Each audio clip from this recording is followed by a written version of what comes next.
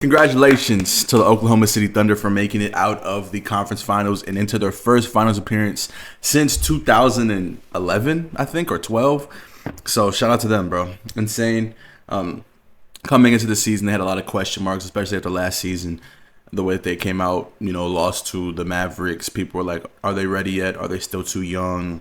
They added players like Alex Caruso. They added a player like Isaiah Hartenstein. So they built off of what the holes that they had, and they made it to the finals. So shout out to them. But this video is not only going to be about them. Just some real quick, brief shit. Number one, Anthony Edwards, you failed me this series. And I'm being like, I thought it was going to be a great series. I thought it was going to be at least competitive for the most part.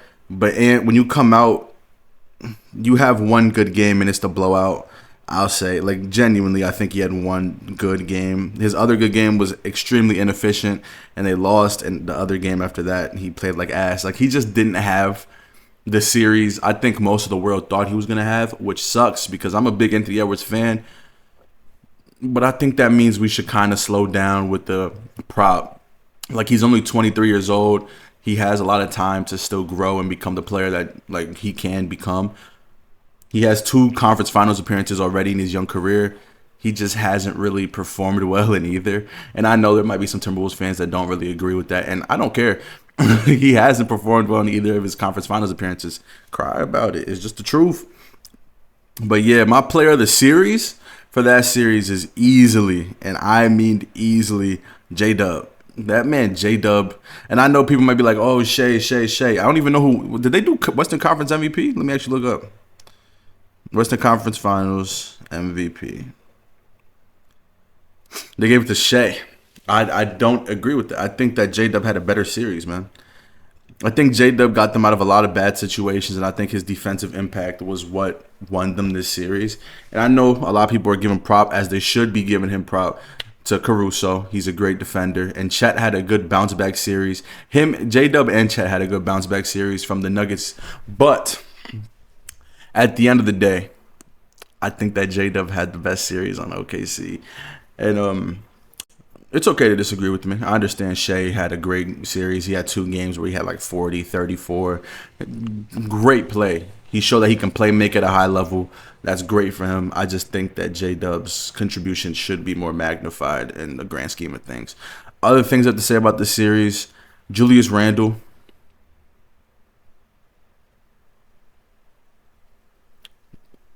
The Timberwolves have a lot of questions, like, where's Naz Reid going to go? Is Randle going to opt out of his player option? I'm pretty sure DiVincenzo is a free agent too. Nickel had a great series, free agent though. So it's like a big question mark. Are they going to continue to have Mike Conley as their starting point guard? There's just a lot of shit that they have to answer, and I don't know how you answer it with the amount of money they have under the books. Like, they have a lot of money with Gobert right now. They have a lot of money with Ant. They have a lot of money just overall on this team. So I'll be surprised if players like I think Nickel is going to attract a contract that's like 4 years, 40. Or like something similar to that where he gets around 10 to 8 a year. I don't know how the Timberwolves can exceed that contract while also getting back Naz Reid, who's going to get even more money, probably in the 20s.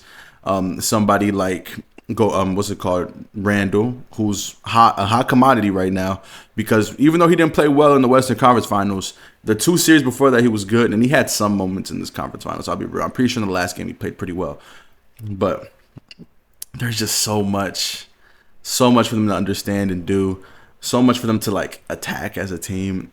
What do you do with Rob? Because like it's a very weird rookie year for Rob.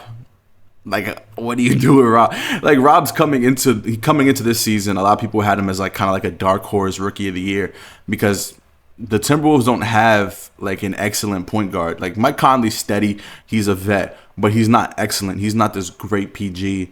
So it was like, okay, Rob's going to get some good like tick this season, get some real opportunities out there. But it seemed like the relationship with him and Chris Finch soured over quick. He didn't really get any real opportunities this season, and when he did actually get on the court, he looked pretty decent. He's not the best defender. Don't expect that from a guard who's like 6'1", and skinny as hell. Like, I don't understand why that's even like surprising. We're watching a guard right now who's small, and Jalen Brunson struggle on defense. If you're small currently in this NBA, you probably can't defend. But other than that, I will say, I don't know where they go from here. I mean, of course you have Ant. That's the structure that you need. You have Gobert, I think, for at least one more season, and then he's on a player option, which 100% he is going to take. I can tell you this right now with absolute certainty. He is going to take that player option. It is $40-something million. There's no way he doesn't take it.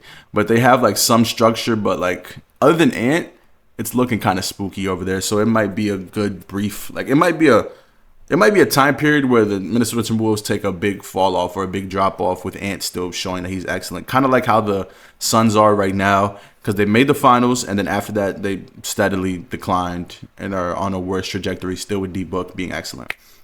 But anyway, on to the next series. The Knicks extended one more game. Jalen Brunson has a great game. Everyone had a great game for the Knicks, in my opinion. I think that the wings looked a lot better defensively. I think that they found the formula, and it might be too late to find the formula, but 3-1 leads aren't certainties, and that's one thing that I am still kind of holding out on for this series, because I want the Knicks to win, because I think the Knicks have a better like structured matchup against OKC, very similar teams, but also the Pacers did beat the most similar team to the OKC Thunder, which is like neither here nor there. We can talk about that in a different time, but coming into the series, I had the Knicks winning. And they just showed yesterday, why they were supposed to be the team that's up, because they have all of the like pieces and parts to put it together. And Indiana played more down to earth. And that's not me saying that you should expect that for the rest of the playoff or like even expect that for the next game. But understandably so, Indiana has been absolutely fucking insane all playoffs, efficiency wise and just like overall. But this game, their best player was Benedict Mathurin. I think he's going to start getting a lot more ticks, so shout out to him. He deserves it.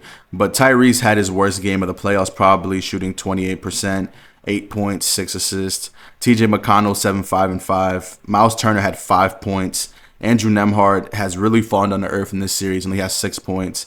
And like everyone else, like Nesmith only had 3 points, shot 1 for 8.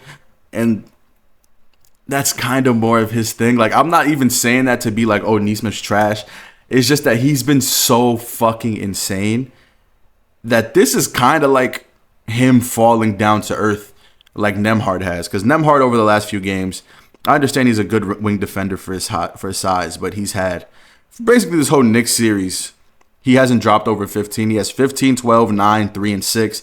So the Knicks have been playing him very well. He's still been playing good when it comes to like defend on the defensive end for his size, but he's fallen on the earth in this series, especially considering what he was doing in the Cavs and Bucks series. Like in the Cavs series, 18, 23. In the Bucks series, 20, 17, 17, 15. Like he was on a tear, and then the Knicks seem to have the formula on how to guard him. Miles Turner has been a liability for the series to me on paper and eye test. I feel like he can't defend, and I know he's known to be a 3-and-D center, which is like, I don't really care about that. I really don't think he's a good defender at all, simply off the fact that if he's not getting the block, Cat's cooking his ass. Like, Cat is giving him the work, and I know Cat's one of the more talented centers in the league, but I'd much rather just have like Pascal at the 5 and play small than have Miles Turner out there, which I think they're going to do for Game 6 tonight. I think that's tonight. Oh, no, it's tomorrow. Game 6 tomorrow. But yeah, the Knicks showed me a little bit there. I'm not saying I think they're going to come back in the series. I'm not even saying that like Indiana looks bad. I'm just saying in that last game, the Knicks did one thing I haven't seen do much this series, which is win in the Garden. And they also played good defense, which they literally have not done at all this series. And that is the reason why they're down. So if they're able to continue this little stretch, because as you know, NBA is a game of runs, and runs can last games. If they continue this little stretch, I could see them coming back down 3-1. It's not impossible. It's been done before. It can happen again. That's simply how I feel about it. But I do think Indiana pulls this off in 6 or 7, because I don't think the Knicks can really keep it up, especially with the offensive consistency. Like, let's just see some of these numbers real quick. I don't think they played out of their mind, but I do think they played way better than they usually do. For example, Jalen Brunson shot 66%, which is cool. Josh Hart had 12 points. Macau 12 points. OG Anunoby played bad.